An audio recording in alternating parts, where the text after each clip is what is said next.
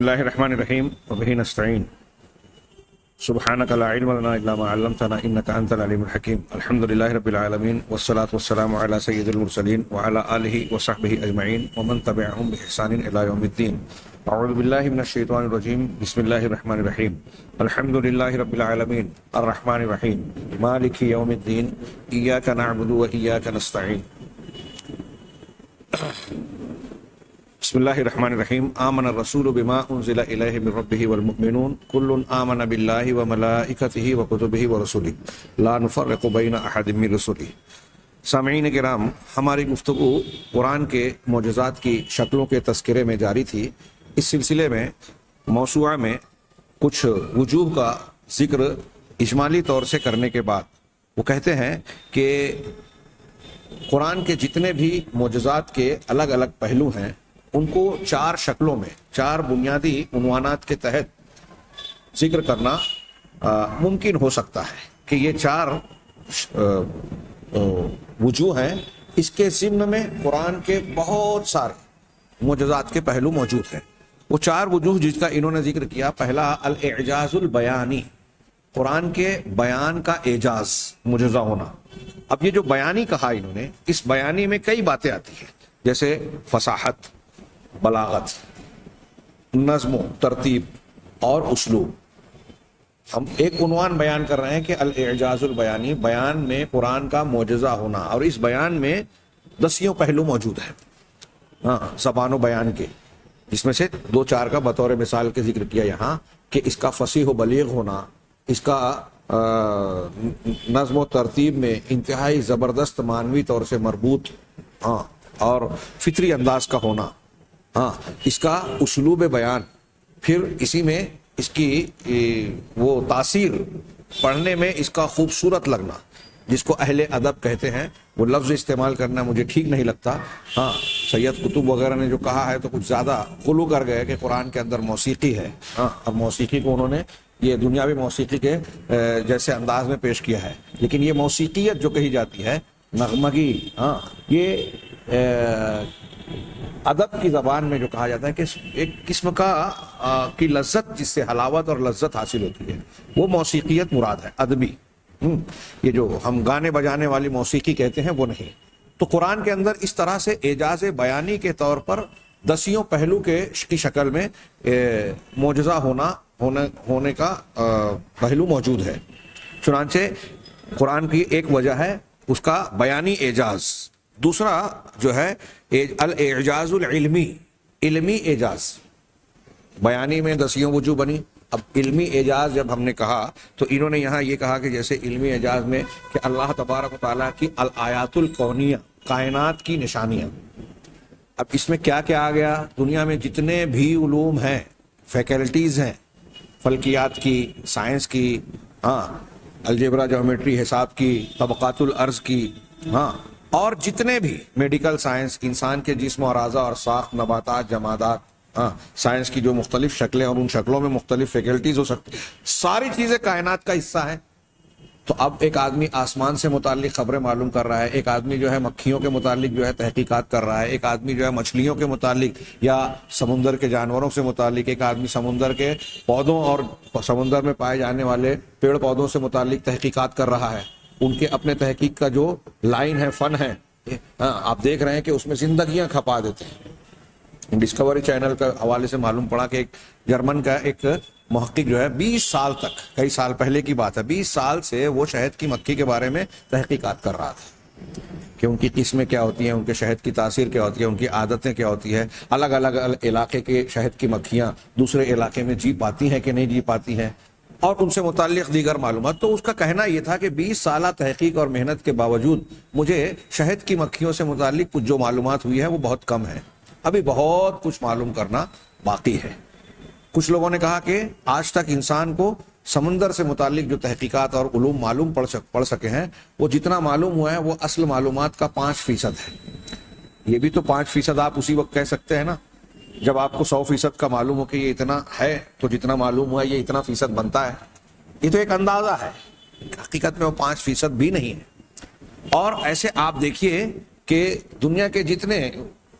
علوم کے شعبے ہیں، ہر جگہ یہی ہے. ایک ڈاکٹر اسپیشلسٹ ہوتا ہے ناک کا، کان کا، آنکھ کا، لیکن کتنے امراض اور مریض اس کے پاس ایسے آتے ہیں کہ وہ کہتا ہے کہ یہ بیماری میری سمجھ سے باہر ہے، یا میں نے کچھ حد تک سمجھا، جتنی حد تک سمجھا اور جتنا کر سکا وہ کر دیا، اب آگے جو ہے میرے بس کی بات نہیں ہے، آگے اوپر والے کے ہاتھ میں ہے. ہاں، اللہ تبارک و تعالیٰ نے جن چیزوں کو پیدا کیا، ہمارے جسم کا کوئی ایک پارٹ ہے، اس پارٹ سے متعلق خرابیاں کیسے پیدا ہوتی ہیں، بیمار کیسے ہوتی ہیں، اور پھر اس کا کیا کیا علاج ہو سکتا ہے، یہ جاننے کے لیے ایک انسان اپنی پوری زندگی کھپاتا ہے تو اس کا اسپیشلسٹ بنتا ہے. اس کے باوجود وہ ایک چیز کے بارے میں پورا علم حاصل نہیں کر پاتا.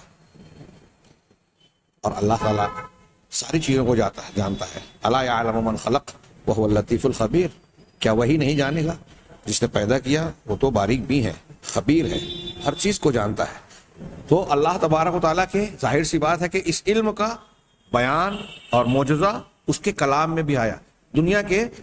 مختلف اس میں جو اللہ تبارک و تعالیٰ نے قرآن مجید میں جو چیزیں بیان کی ہیں، اس میں مختلف علوم کے تعلق سے جو کچھ بیان کیا وہ اس کا علمی معجزہ ہے. قانونی علم کے اعتبار سے، سائنسی علم کے اعتبار سے، انسان کے اخلاقیات کے علم کے اعتبار سے، حلال و حرام کے علم کے اعتبار سے، لوگوں کے حقوق متعین کرنے کے اعتبار سے، انسان کی فطرت کے اعتبار سے کہ جو قانون دیا اس میں سے کوئی بھی قانون ایسا نہیں ہے جو فطرت انسانی کے خلاف ہو، انسان کے لیے جو ہے بوجھ اور پریشانی کا باعث ہو، جیسے دوسرے مذاہب میں آپ کو نظر آتا ہے. خود ان کے اپنے مذہب والوں نے اپنے مذہب کے کئی قوانین کو رد کر دیا. جیسے ہندو دھرم میں آپ دیکھیں کہ آج خود اگر کسی ہندو عورت سے پوچھیں کہ کیا وہ یہ پسند کرے گی کہ اگر اس کا شوہر مر جائے تو اس کی چیتا پر یہ زندہ جلا دی جائے، ستی ہو جائے؟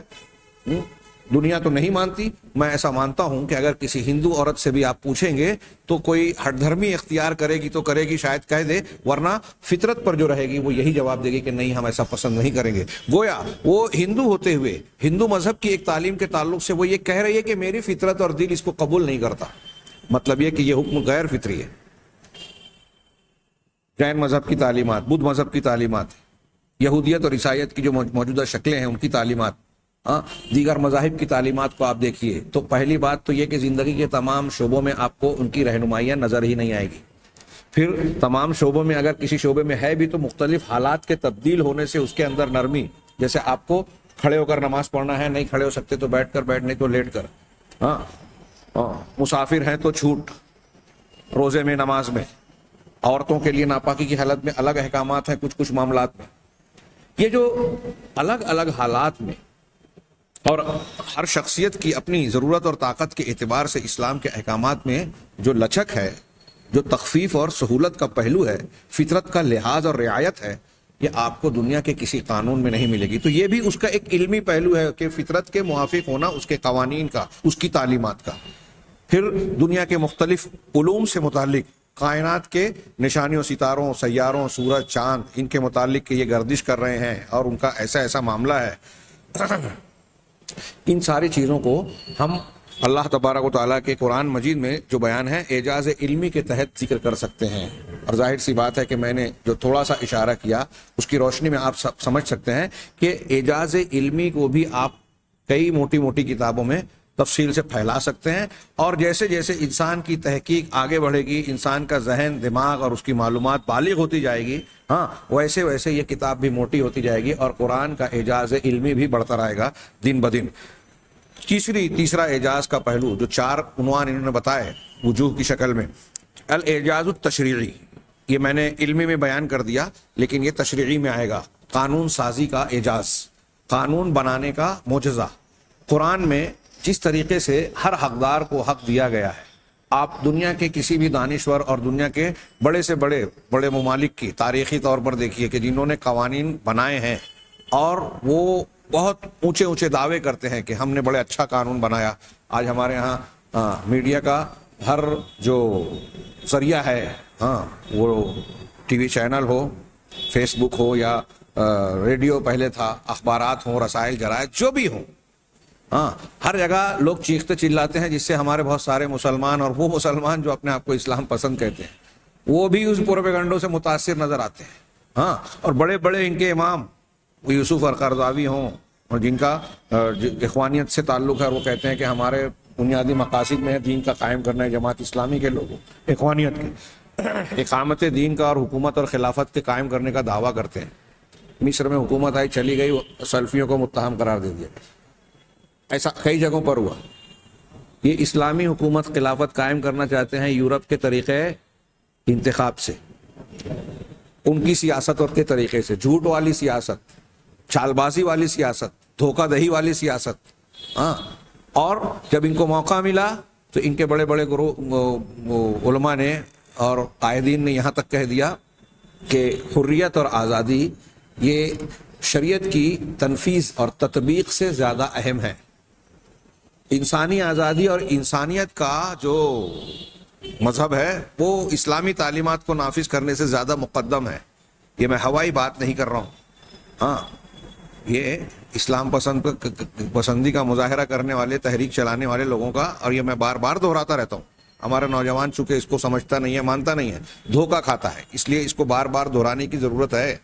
تو خیر, بات اس تناظر میں آئی کہ قرآن کے اندر شریعت سازی اور قانون سازی کی جو صلاحیت موجود ہے قرآن کے اندر, وہ دنیا کی کسی اور کتاب میں نہیں ہے. لیکن افسوس, یہاں میں ایک بات کا اور ذکر کروں جسے مولانا ابوالکلام آزاد نے بڑے خوبصورت انداز میں ذکر کیا ہے سورہ توبہ میں, اتخذوا احبارہم ورہبانہم اربابا من دون اللہ کی آیت کی تشریحی نوٹ سورہ کے اخیر میں جو لکھی ہے. میں کہتا ہوں آج کے زمانے میں ہر مقلد کو پڑھنا چاہیے. انہوں نے بیان کیا کہ ہم تقلید اور عدم تقلید کے عدم جواز اور جواز کی جو بحث کرتے ہیں اس سے ہٹ کر یہ ایک پہلو ہے گفتگو کا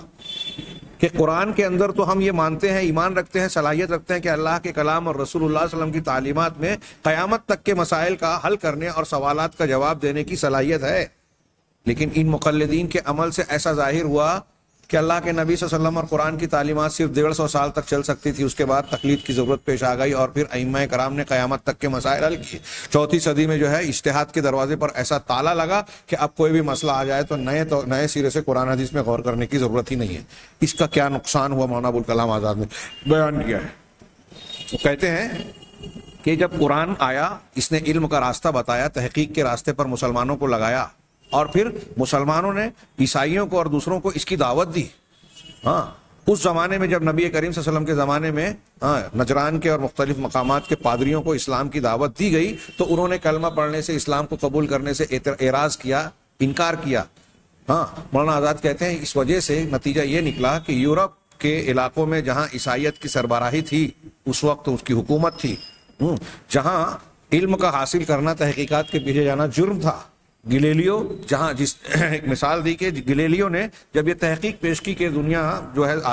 سورج کے گرد گردش کرتی ہے تو یہ عیسائیوں کے چرچ کے عقیدے کے خلاف تھا کہ ارے یہ کیسے ہو سکتا ہے کہ یہ زمین, یہ ٹکڑا وہ کائنات کا وہ ٹکڑا ہے, حصہ ہے زمین کی شکل میں جس پر اللہ تبارک و تعالیٰ نے ان کے عقیدے کے مطابق اپنے بیٹے کو اتارا, یسوع مسیح کو. نعوذ باللہ, ان کا بیٹا کہنا صحیح نہیں ہے لیکن وہ جو عقیدہ رکھتے ہیں کہ وہ اپنے بیٹے کو اتارا, تو یہ پوری کائنات میں سب سے زیادہ اہمیت والا اور فضیلت والا گولا یا حصہ ہو گیا. لہذا اس کو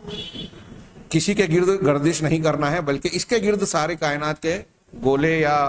ستارے اور سیارے گردش کریں گے. ان کا یہ عقیدہ تھا کہ زمین سورج کے گرد, ان کے عقیدے کے خلاف بات تھی.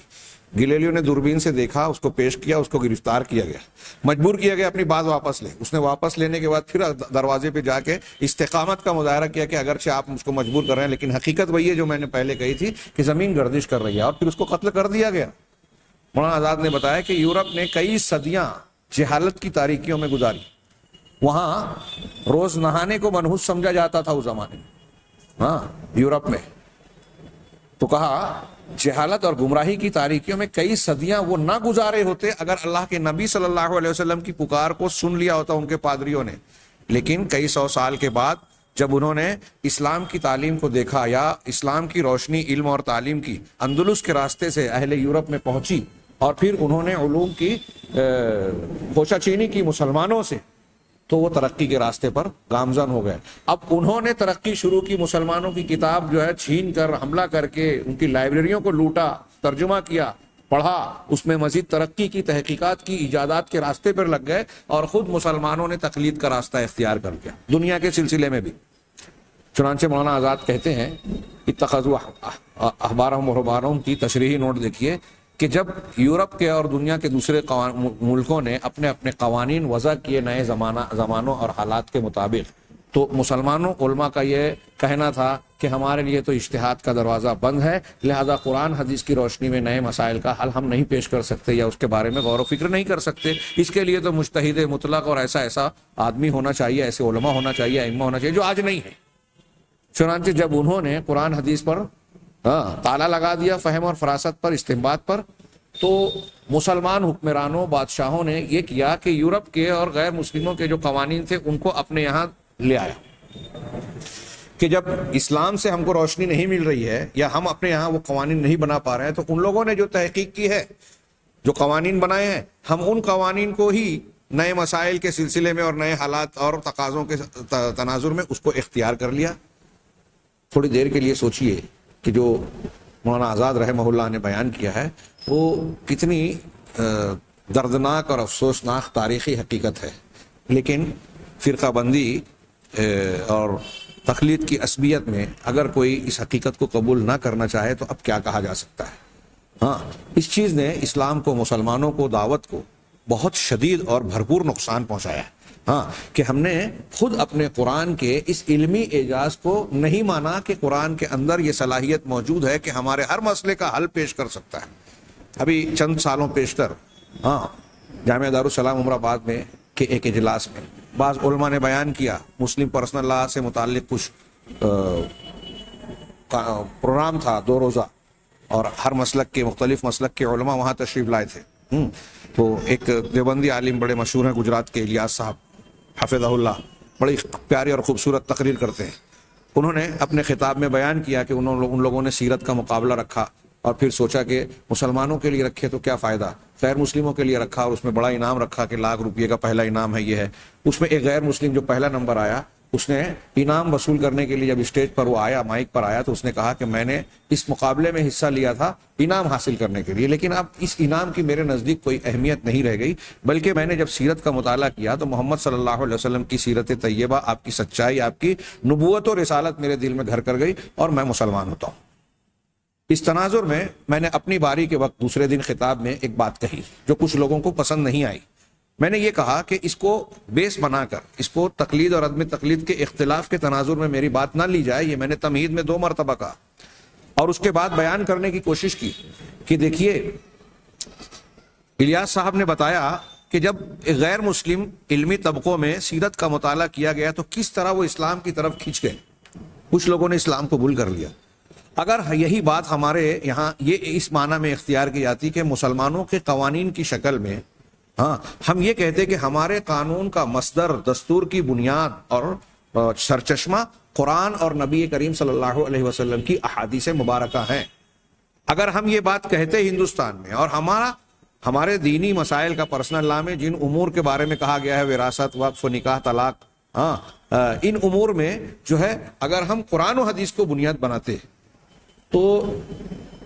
سارے جج، وکلا، مسلمان ہو کے غیر مسلم، وہ مسلمان مقدمات کے جو احوال شخصی اور پرسنل لا سے متعلقہ امور رکھتے ہیں، ان میں قرآن و حدیث کو پڑھنے پر مجبور ہوتے، وہ جج اور وکیل اپنا کیس لڑنے کے لیے، اپنی ڈگری حاصل کرنے کے لیے جب وہ قرآن و حدیث کو پڑھتے تو ان میں سے کتنوں کو خود بخود ہدایت سے جڑنے کا، وابستہ ہونے کا موقع ملتا اور ہمارا کام آسان ہوتا کہ ہم ان تک دین حق کی دعوت پہنچائیں، اور ممکن تھا کہ ان میں سے بہت سارے لوگوں کا سینہ کھلتا اور حق کو قبول کرتے۔ لیکن ہمارے یہاں بدقسمتی سے چونکہ احناف کا غلبہ ہے اور ان کی کثرت ہے،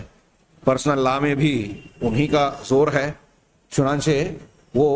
دوسرے مسلک کی بات یا ایسی بات جس سے یہ محسوس ہو کہ ان کے مسلک پر حرف آ رہی ہے، اسے اسلام کا حصہ بتانے میں ہچکچاتے ہیں۔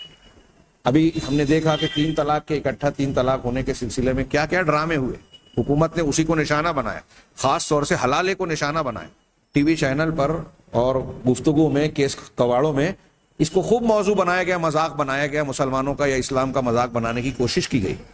لیکن ہمارے بڑے بڑے علماء، یہ بات جو میں آج یہاں کہہ رہا ہوں درس میں، یہ میں نے اس وقت جمعہ کے خطبوں میں اپنی تقریروں میں بیان کی، بلا جھجک بیان کی۔ بہت سے لوگوں کو اس میں برا لگا ہوگا، لیکن یہ ایک ننگی حقیقت ہے کہ ان لوگوں کو یہ گوارا نہیں تھا کہ اگر ہم سچ بولتے ہیں اور یہ بیان کریں کہ حلالے کا تعلق صحیح اسلام سے ہے ہی نہیں، اسلام میں تو یہ کام لعنتی ہے، یہ ممنوع ہے، حرام ہے، لیکن ایسا اس لیے نہیں کہہ سکے کہ ایسا کہنے میں لوگ سوال اٹھاتے اور ان کے اپنے مسلک پر ضرب لگتی. تو یہ گوارا نہیں تھا ان کو کہ مسلک پر ضرب لگے, اس پر کوئی حرف آئے. ہاں مذاق اڑ رہا ہے اسلام کا, قرآن و حدیث کا, ہاں اس لیے یہ گوارا ہے. مسلک بچایا جائے, دین نہیں. یہ مسلک جو آپ نے اختیار کر رکھا ہے, جبکہ آپ جانتے ہیں کہ آپ ہی کے مسلمانوں میں ایک بڑا طبقہ ایسا ہے, اور ہندوستان پاکستان سے باہر بہت سارے اہل تقلید بھی ہیں جو ایک مجلس کی 3 طلاق کو ایک مانتے ہیں, جو حلالے کو حرام اور لعنتی کام مانتے ہیں. لیکن ہمارے یہاں اس کا اعتراف نہیں کیا گیا, مذاق بننے دیا گیا اس موضوع میں. ہاں کیوں؟ یہ تقلید کی بنیاد پر. اور میں ایسا کہنا چاہتا ہوں کہ قرآن کا جو تشریعی اعجاز ہے, ہم نے دنیا سے اس کو چھپا لیا. تقلید کے نام پر, عنوان پر, کہ قرآن حدیث جو ہے سمجھنے کی, غور و فکر کرنے کی, استنباط کرنے کی چیز ہی نہیں ہے. اس کے اندر سے ہم کوئی مسئلہ اب نکالیں, یہ ہماری طاقت ہی نہیں ہے. اجتہاد کا دروازہ سن 401 ہجری میں بند ہو گیا تھا. ہاں جب یہ دیکھا کہ بڑا ہر طرف جو ہے اس پر انگوش نمائی ہوتی ہے, اس پر سوال اٹھایا جاتا ہے, تو آج کے دور میں بعض احناف نے کوشش کی کہ نہیں ٹھیک ہے, اجتہاد کا دروازہ کچھ ایک اوٹ ہی کھولا جائے. شیخ مجاہد اسلام قاسمی رحمہ اللہ, ان لوگوں نے اسلامی فقہ اکیڈمی یا اسلامک کونسل جو بنائی, اس کے تحت انہوں نے کیا کیا کہ جو سعودی عرب اور عالم عرب میں جو بڑے بڑے سیمینارز ہوئے اور نئے نئے مسائل کے سلسلے میں علماء کے جو آرا پیش ہوئی کہ بھائی اعضا کو جو ہے وہ ٹرانسپیرنٹ کیا ہے, ایک عضو جو ہے دوسرے کو دیا جا سکتا ہے یا نہیں, خون دیا جا سکتا ہے یا نہیں, کلوننگ کی جا سکتی ہے یا نہیں, اور اس قسم کے ٹیسٹ ٹیوب بیبی اور اس سے متعلق جو بڑے بڑے علماء نے جو قرآن حدیث کی دلیلوں کی روشنی میں مسائل بیان کیے, اس کو عربی سے انہوں نے اردو میں بیان کر کے اس کو حنفی مسلک کا اور حنفی رخ دے دیا, اور کہا کہ آج کے دلائل میں, آج کے ماحول میں یہ حنفی مسلک کے دائرے میں رہتے ہوئے ہم لوگ یہ تحقیق پیش کر رہے ہیں کہ جدید مسائل کو کیسے حل کیا جائے. تو انہوں نے چور دروازے سے اجتہاد کی چور کھڑکی کھولی, دروازہ پورے طریقے سے کھلنے نہیں دیا. ہاں بڑی چالاکی سے یہ معاملہ کرنے کی کوشش کی گئی کہ دیکھیے ہمارا جو مسلک ہے وہ قیامت تک کے لیے. حالانکہ انہوں نے جو روشنی حاصل کی وہ ان علماء کی خدمات کو اور اس کا اظہار نہیں کیا جاتا. میں حیرت میں پڑ جاتا ہوں کہ لوگوں کتنے ان کی آنکھوں پر پردے پڑ جاتے ہیں ایک خاص گروہ کی محبت میں اور اپنے گروہ کو اونچا دکھانے میں. کیا قیامت کے دن اس سے اجر و ثواب اور بلندی, رفع درجات ملیں گے؟ میری تو سمجھ میں ہی نہیں آتا. بہرحال ہاں یہ اعجاز کا ایک پہلو یہ ہے کہ قرآن کے اندر عقیدے, شریعت اور اخلاق کی جو تعلیمات پیش کی گئی ہیں, اس میں سے عقیدہ میں نے کہا یہ ایک عنوان ہے, کتاب ہے, اور 20 جلدوں پر مشتمل کتاب تیار ہو سکتی ہے کہ اسلام کے جو عقیدے ہیں, قرآن کے جو عقائد ہیں, اس کو آپ سامنے رکھیں بالکل ایسے کہ اگر کوئی انسان یہ کہتا ہے کہ میری عقل میں نہیں آ رہا ہے, عقیدے کی چیزیں غیب سے متعلق ہیں, لیکن اس کو ماننے کے لیے آپ کی عقل کو اطمینان بخش دلیلیں قرآن فراہم کرتا ہے. اور جب آپ اس کو جانیں گے, سمجھیں گے, غور کریں گے تو معلوم ہوگا کہ قرآن کا پیش کیا ہوا عقیدہ بالکل صحیح اور درست ہے. جبکہ اس کے مقابلے میں دوسرے عقائد کو آپ لیں گے تو دنیا میں جو بند اندھ وشواس کے طور پر کہ بغیر کسی دلیل کے کوئی عقیدہ بنا دیا گیا, الٹی سیدھی باتوں کو عقیدے کی شکل دے دی گئی, آپ کو دوسرے مذاہب میں ایسی باتیں ملے گی. قرآن کا عقیدہ مدلل ہے, صاف ستھرا ہے, فطری ہے, انسان کے ظاہر اور دماغ ہی نہیں بلکہ دل اور فطرت بھی اس پر مطمئن ہوتی ہے. تو سب سے بہترین عقیدہ اسلام قرآن پیش کرتا ہے, سب سے بہترین شریعت اور شرعی احکام. ابھی میں نے آیات کونیہ کے ضمن میں وہ تفصیل بیان کر دی, اسے یہاں بیان کرنا چاہیے تھا کہ اس کے اندر ہر حقدار کو حق دینے کا, جوان کا, بوڑھے کا, ماں باپ کا, بیٹے کا, بھائی کا, شوہر کا, بیوی کا, ہاں پڑوسی کا, ہاں یہاں تک کہ غیر مسلموں کا, دشمنوں کا, ہر ایک سے تعلق رکھنے کا اور ان کے حقوق کا ایسا زبردست اور فطری بیان اور آپ کو احکامات ملیں گے جو کہیں اور نظر نہیں آئیں گے. تو اس کی شریعت اور احکامات, میں نے اس میں حدود کا بھی ذکر کیا کہ قاتل کی سزا, زانی کی سزا, چور کی سزا جو اسلام نے بیان کی ہے. ہاں لوگ دنیا کی بحث کر بیٹھے, لیکن آخر میں ثابت یہی ہوا کہ اسلام کی جو سزائیں ہیں اس سے بہتر کوئی اور سزا نہیں ہے. اس میں ہمیں لگتا ہے کہ مجرم کو کہیں کہیں سختی سے پیش آ رہا ہے یہ, لیکن حقیقت میں اس کے ساتھ سختی کرنا پورے سماج کے ساتھ نرمی اور اچھائی کرنا ہے. اور مجرم کو چھوٹ دینا, جیسا کہ آج کی عدالتوں میں اور قوانین میں ہو رہا ہے کہ مجرم کے ساتھ نرمی برتی جا رہی ہے, تو پورا سماج جو ہے غیر محفوظ ہو گیا. چوریاں عام ہیں, زنا عام ہے, قتل عام ہے, اور مجرم کو کوئی ڈر نہیں ہے کسی کی سزا کا، عدالت کا، قانون کا، کہ ہم گناہ کریں گے اور بچ جائیں گے، خاص طور سے ایسی شکل میں جب ہمارے پاس سیاسی طاقت ہو، پیسے کی، دولت کی قوت ہو، ہاں، یا عہدہ اور منصب ہو، تو پھر ہمیں گناہ کرنے کے باوجود کوئی جو ہے قانون کا پنجہ جو ہے ہماری گردن کو نہیں پہنچے گا، غریب کو، کمزور کو پہنچے گا۔ تو قرآن کا اسی طریقے سے قرآن کے جو اخلاق کی تعلیم ہے، اخلاقیات میں قرآن کی تعلیم جتنی موضوع، فطری اور زبردست اور جامع ملے گی، اس کی کوئی نظیر، کوئی مثال نہیں ہو سکتی۔ اگر ہم اس پر خطاب کریں تو ایک ایک پہلو پر ایک ایک تقریر ہو سکتی ہے۔ ہاں، اسی طریقے سے چوتھی شکل جو اعجاز کی بیان کی قرآن کی، وہ الاعجاز الغیبی ہے، غیب کا معجزہ، قرآن کا غیبی معجزہ۔ اب اس غیب میں ماضی ہے، انبیاء کرام علیہ الصلوۃ والسلام کے حالات، ان سے متعلق امور، ہاں، غیب کے اور ماضی کے۔ تو ماضی کی جو باتیں ہیں، واقعات اور قصص ہیں، حضرت آدم علیہ الصلوۃ والسلام کی پیدائش کا ذکر ہے، یہ تو دنیا میں ان کے آنے سے پہلے کا معاملہ ہے۔ ہاں، اس وقت کی جو باتیں بتائی گئی، پھر اس سے پہلے ذکر کیا گیا کہ بھئی اللہ تعالیٰ نے آدم کو پیدا کرنے سے 50,000 سال پہلے جو ہے تقدیر کو لکھ دیا، ساری چیزیں لوح محفوظ میں درج کرا دی۔ تو یہ ماضی کی خبریں، اور اب یہ جو خبریں ہیں اس کے بارے میں اگر کوئی یہ سوال کرے کہ اس کی تصدیق کہاں سے لائیں، تو آپ کو ایسے کئی مضامین توریت، انجیل اور سابقہ کتب میں بھی لائیں گے۔ یہاں پچھلی کتابوں پر ایمان لانے کا ایک فائدہ یہ بھی نظر آتا ہے کہ اس قسم کی باتوں میں بعض چیزوں کی تائید آپ کو پچھلی کتابوں میں مل جائے گی۔ تو ماضی کے متعلق غیب کی خبریں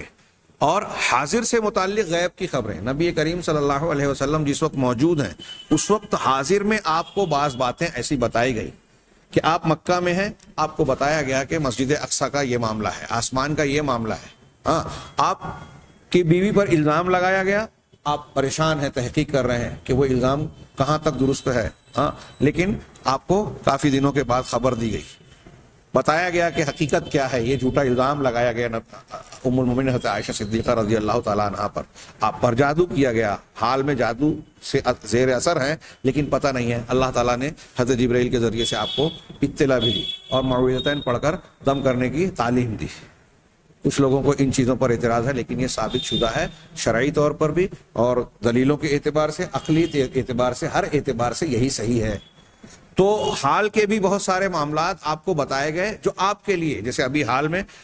ہم لوگ یہاں موجود ہیں، یہاں سے دور کی باتیں ہم نہیں جانتے، ہاں، دوسرے ملکوں کی باتیں، یہاں ہمارے گھر دیوار سے باہر کی چیزیں ہم نہیں دیکھ رہے، نہیں جان رہے ہیں، ہمارے شہر کی بہت سی باتیں ہمیں پتہ نہیں چلتی، تو یہ ہمارے لیے غیب ہوا۔